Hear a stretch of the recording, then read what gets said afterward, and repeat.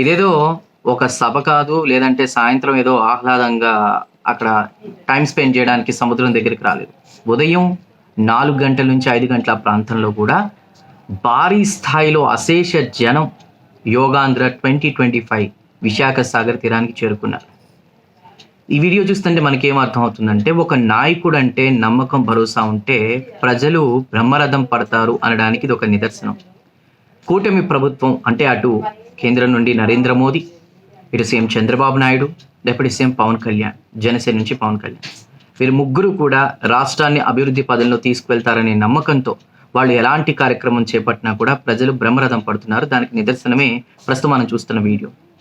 So ఏది ఏమైనా 11వ అంతర్జాతీయ యోగా దినోత్సవానికి సంబంధించి యోగాంధ్ర 2025 విశాఖ సాగర్ తీరం వేదిక అయింది. దాదాపు 3.5 లక్షల మంది నుంచి 5 లక్షల మంది ఇందులో భాగస్వామ్యం తీసుకుని యోగాసనాలు వేయడం జరిగింది.